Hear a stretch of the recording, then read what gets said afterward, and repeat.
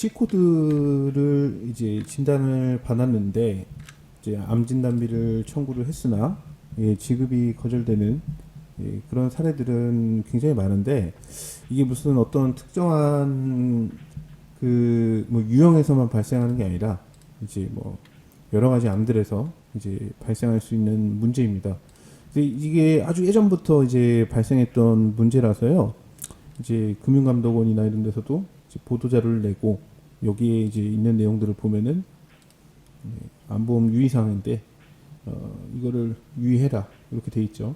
근데 이제 1번 가장 첫 번째 등장하는 내용이 약관에서 정한 암으로 진단 확정된 경우에 지급이 된다 이런 식으로 이제 되어 있는데, 이제 무슨 내용이냐 하면은 그 보험 약관에서 정한 암은 병리의사 진단만 인정한다. 그러니까 뭐 여러 가지 이제 내용들이 있는데 그걸 한 줄 요약을 해보면 병리의사 진단이 암이어야 지급된다 이런 취지거든요. 그런데 이제 의사가, 우리가 이제 진단서를 받는 의사는 병리의사가 아니고 뭐 외과, 무슨 내과 뭐 이런 식으로 그 진료과 의사한테 이제 진단서를 받게 되는데, 이러한 의사의 이제 진단으로 뭐 보험금 지급을 결정한다 뭐 이런 내용은 없고 병리의사 진단만 인정된다. 뭐 최근의 보험들은 이제 혈액암의 경우 진단검사의학과 포함이 되기 때문에 병리의사, 진단검사의학과 이렇게 이제 두 개로 이제 나누어 볼 수가 있습니다. 그래서 여기 이제 금융감독원에서 소개하는 이런 보도자료에 대한 내용도 이제 진단서의 C코드로 기재가 돼 있어도 이제 약관에서 정한 암이 아니라면은 암 진단비가 지급되지 않을 수 있다. 이거는 이제 뭐 아주 오래전부터 이제 발생하고 있는 문제인데, 이제 가입자들은 아무래도 뭐 보험회사가 뭐 진단만 받으면 지급한다 뭐 이런 식으로 광고들을 많이 하다 보니까 어떻게 보면은 또, 그리고 의사 선생님이 이제 진단에 대해서 뭐 물어보거나 서류를 받거나 이런 거는 대부분이 이제 그 환자를 치료하는 주치의나 뭐 담당 의사한테 이제 그런 내용을 설명을 듣고 서류를 받기 때문에 뭐 거기서 이제 오해들이 이제 발생할 수가 있는데, 이 보험에서는 이 보험에 맞는 그런 기준이나 이런 것들이 충족이 돼야 처리가 됩니다. 그래서 사례를 하나 보면은 실제로 이런 사례들은 굉장히 많이 발생하는데, 이분 같은 경우는 콜론 캔서에서 결장암이고요. 그리고 C18 해당하는 이제 암 진단을 받았습니다. 이것도 뭐 동네 병원에서 나온 진단이 아니라 대학병원에서 나온 진단이고, 담당 의사는 이제 최종 진단으로 표기를 했는데, 이제 어디에서 문제가 발생했냐면 이제 결장에서 발생한 그 종양 조직 4개에 대해서 조직 검사를 실시를 했고, 이거는 이제 병리의사가 작성하는 조직 검사 결과지입니다. 여기에 보면은 이제 제재암으로 진단이 된 사실이 이제 확인이 되는데, 이 내용을 토대로 보험사는 이제 이거는 암진단비 처리 대상이 아니다 이렇게 해서 지급이 이제 거절되었던 케이스입니다.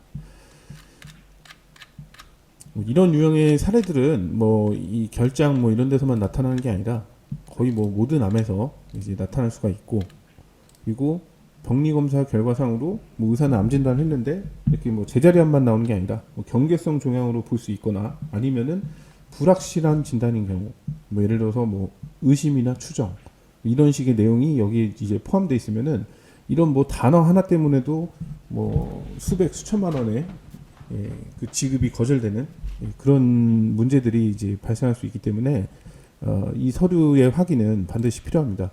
저 같은 경우에도 이제 보험회사에서 있을 때 이런 이제 서류들을 심사할 때는 이제 회사나 이제 담당자에 따라서 다르지만 청구가 일단 들어오면은 일단은 진단서는 잘 보지 않았습니다. 그래서 진단서는 어차피 의미가 없는 서류이기 때문에 이제 진단서의 내용이 암이 아니기 때문에 못 준다. 물론 이렇게 이제 보험사가 주장을 하기도 하지만, 제가 실무를 할 때는 이제 이런 조직 검사 결과지를 먼저 보고 그거에 해당하는 진단 코드가 나왔는지 이제 부수적으로 이렇게 보고 이제 지급 여부를 이제 판단을 했고요. 그렇기 때문에 이제 이런 조직 검사 결과지를 아예 안 보고 진단비를 심사한다? 이거는 이제 말이 안 되고요. 물론 이제 특수한 상황이라는 게 있기 때문에 뭐 그런 사례들은 뭐 조직 검사를 못하는 경우들이 있잖아요. 예를 들어서 뭐 사망을 했거나 뭐 수술을 받지 못해서 매우 위험하거나 뭐 수술했을 때는 매우 위험하거나 뭐 이런 예외적인 상황이 아닌 이상 조직 검사 결과를 확인하지 않고 지급 처리를 하는 이런 경우는 없다고 보면 됩니다. 그래서 이런 문제점들을 이제 가입자도 다 인지할 수가 있습니다. 이게 이제 진단서와 함께 제출해야 되는 서류인데 이런 서류들을 그냥 내게 된다면 이제 지급 거절 분쟁이 이제 발생하겠죠. 그래서 가입자분들도 암 진단 청구 시에는 조직 검사 결과지를 반드시 확인하고 내용이 어려워서 뭐 해석을 못하거나 이런 것들은 뭐 손해사정사 상담이나 이런 것들이 많이 있으니까 청구 전에 한번 상담을 받아보시고 만약에 또 이제 암으로 진단이 돼서 청구를 했는데 이게 뭐 보험사가 뭘 확인해 봐야 된다 이러면서 뭐 면담을 요구한다든지 뭐 병원에 가서 뭐 서류를 받아봐야 된다든지 뭐 주치의를 만나야 된다든지 뭐 다른 병원의 뭐 의사나 뭐 자문기관의 뭐 의료감정이나 의료심사 뭐 의료자문 이런 것들을 받아봐야 된다고 한다든지 이런 사례들은 문제가 있기 때문에 이런 것들이 진행이 되는 거거든요. 아무런 이유 없이 보험사가 뭐 비용을 투자해서 그런 절차를 진행할 이유는 없습니다.